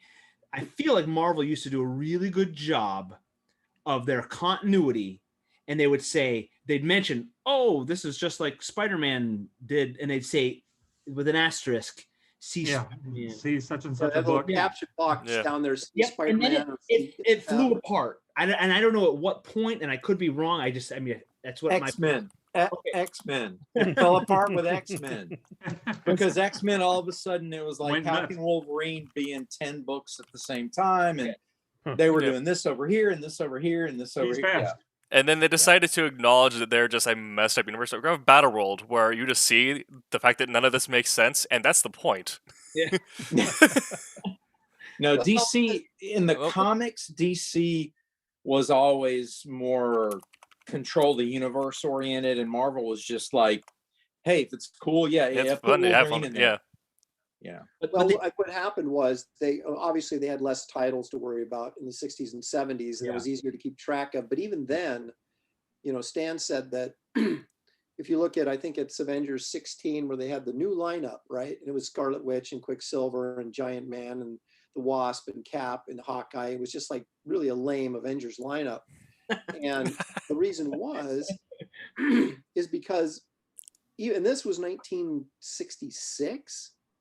You know, when they did that, it was like, he goes, it was too hard with just the 8 titles they had. It was too hard keeping Thor and Iron Man and the Hulk, you know, whoever else was in the Avengers.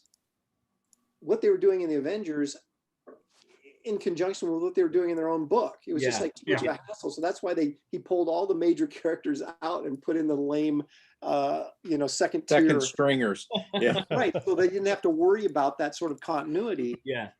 But also what happened in the 90s is when Martin Goodman sold off the company, the Marvel, in the 70s, right?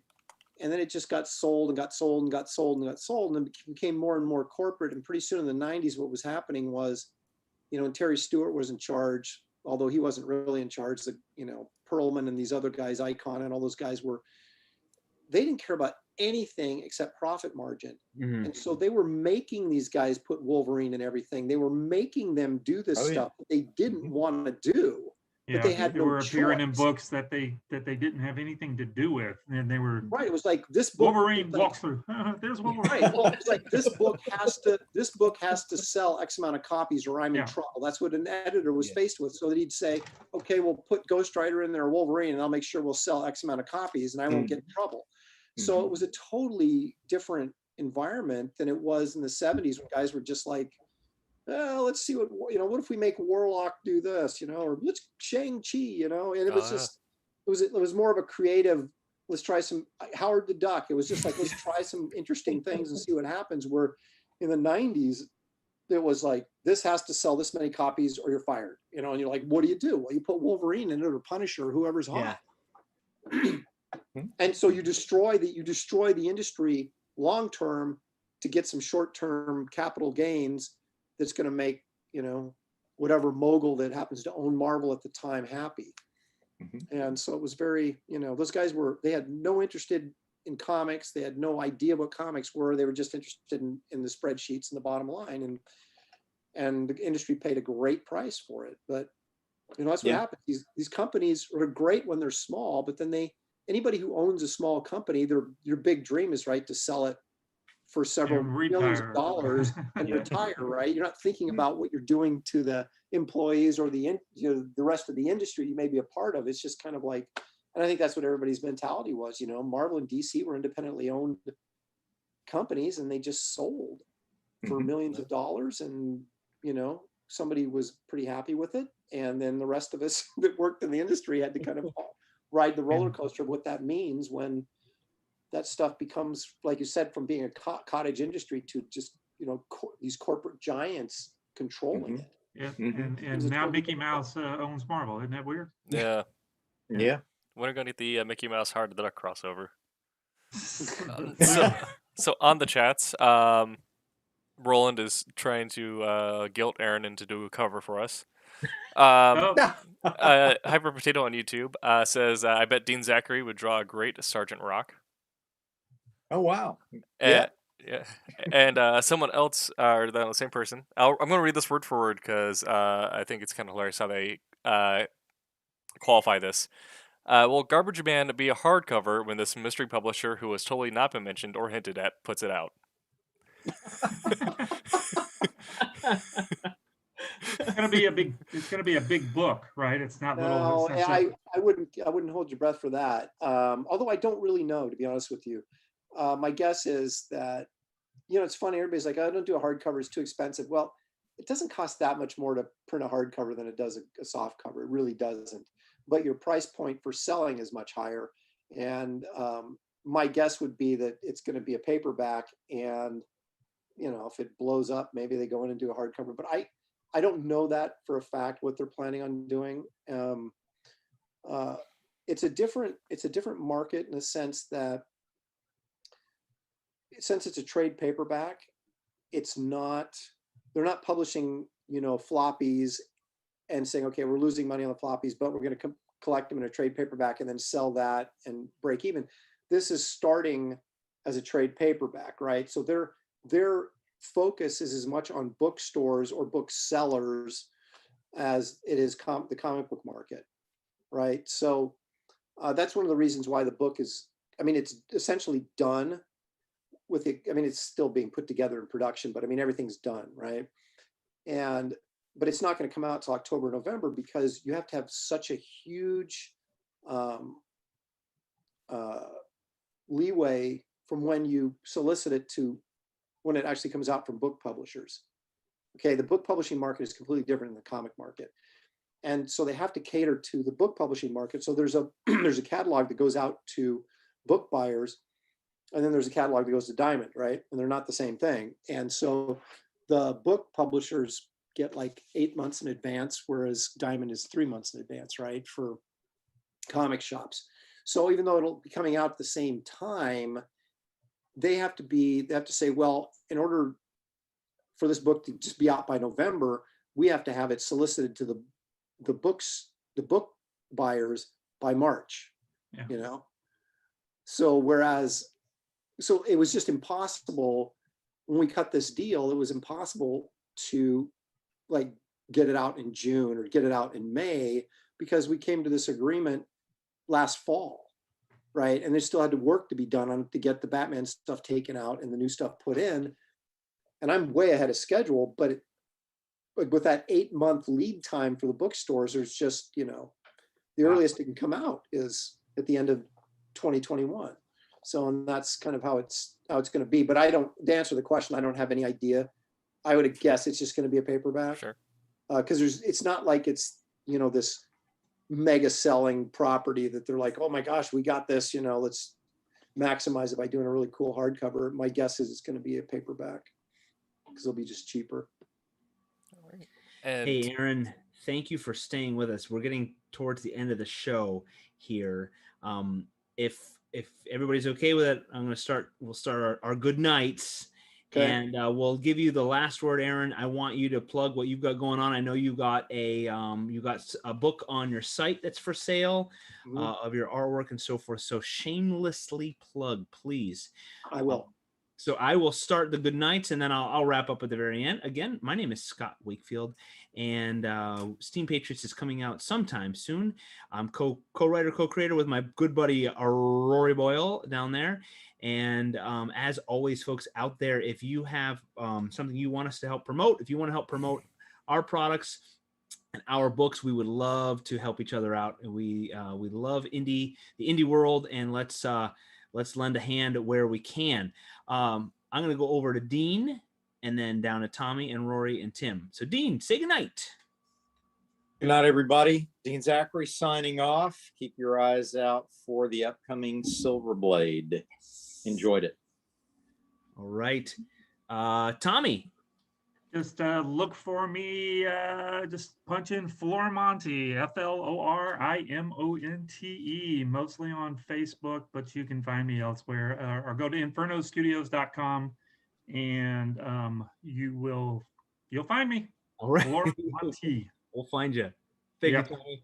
Rory, go for it. Rory Boyle here, wishing you all a good night. You can find me wherever you can find Scott. Everything at Steam Patriots on the book and the gram. Because you live in his backyard. Because I live in his backyard. Yeah. Throw a snowball soon. Tim, go for it. I am Tim TK. You can find me at Tim TK Writer on all the socials. I'm also on TikTok at Tim Doesn't TikTok, where I talk about the crossroads of punk rock and literature. I'm also on Twitch at AgroBacon, where I'll be going live with some Destiny later tonight, and on the Silverline website with our craft series. And also, someone brought it up, but Wolf Hunter coming out later. Yes. Later. Soon. And your beard has been getting progressively shorter. Later. Yeah. The beard actually goes into the inks. Tim TK, our resident Renaissance man from video games to literature. Thank you, Tim. Wow. And before I forget, Daytona Beach Comic Con, thank you so much for supporting and sponsoring our live streams. And before I forget, we have a live stream on Sunday night as well. That is 9 to 11 p.m. And Mr. Roland Mann is here. He has graced us again. I think he might be able to tease what's coming up Sunday night. Go for it, Roland. It's more than a tease. All right. Quick reminder that me and Aaron Humphreys will be on with OCD Drinking with Gas tomorrow night. Sunday night, we are going to continue our Silverline guest theme week, and gracing us Sunday night will be none other than, drumroll please. There you go. Alex Saviuk, who many know for drawing Spider-Man for a long time. So we are looking forward to chatting with Alex, much like the Whammers did here with Aaron. Aaron, can I reach out to you and invite you to hang out with us again sometime? Absolutely. This has been fun. I really enjoyed talking with you guys. Good. You should see some of the other stuff that we talk about. You may change your mind. Yeah. Well, the only thing I've got that I can plug is this sketchbook, which is on my website. But I am on Facebook at Aaron Lopresti. I'm at Twitter at Aaron Lopresti. I am on MeWe at Aaron Lopresti. I'm on Instagram at Aaron Lopresti. If you can spell my name, you can find me. And this is a hardcover. It has a spine. Self-published. Nice. There's my little logo right there. Cold Crocodile Press. And 64 pages of goodness. I've got some projects coming up, but they're not going to see fruition probably until the first of the summer. I'm actually sadly going in for rotator cuff surgery next week, so I'm going to be not drawing for a month. So that's going to be. I broke my arm when I was a sophomore in high school, and that's the last time. And you're just now getting it fixed. So I'm, a little distressed about that, but yeah. So that it's an injury that's been bugging me for years, and doctor's like, dude, if you don't get this thing fixed, you're gonna end up with a shoulder replacement. I'm like, okay, that sounds worse. Yeah. Wow. So you're gonna be going on a blog tour, on a video tour while you're out with your arm, right? That's all I'm gonna do is promo because I can't do anything else. So I'll say, excellent. You've been drawing handicap for so long that when you get it back, it's just gonna be so much better. Just think how fast you're gonna be. Twice the speed. That's right, man. It's amazing. Practice with my left hand. Aaron, it has been an honor. Your fastball is going to be amazing. Yep. I've seen the movie, that the documentary where the kid gets the what was that movie? I can't remember the title. Oh well. Okay. Aaron, it has been an honor to have you here with us. Thank you. Thank you, guys. I appreciate you having me. It was a real pleasure getting. I feel like we barely some old friends as well. We barely scratched the surface. We talked a lot about industry stuff. I wanted to talk. I had the idea that we'd get into craft. We'll save that for the next time you're available. And we would love to talk the craft and the work that goes into creation. I always say that I'm surrounded by greatness. I'm just kind of herding the cats here. And you guys have so much wisdom that I love to help impart to the world. To our viewers out there, thank you for joining us. If you are not watching this live, go ahead and comment still. We try our best to hop on and see comments and questions. It's a great opportunity for you to ask questions to us. We can get the answers from the guys and from our other Silverliners out there. Some of the folks had to head to bed. We get it. Haley, Brent, Michael, Mickey. We love you all. Thank you for being part of the show. And thank you all for supporting Silverline. SilverlineComics.com. You can check out our titles there. Order those from Indie Planet. And keep an eye out for upcoming Kickstarters and all of our new titles as we keep making great stuff. That's all I have. And I'm going to say goodnight. Good night. And as always, make mine. Silverline. Silverline.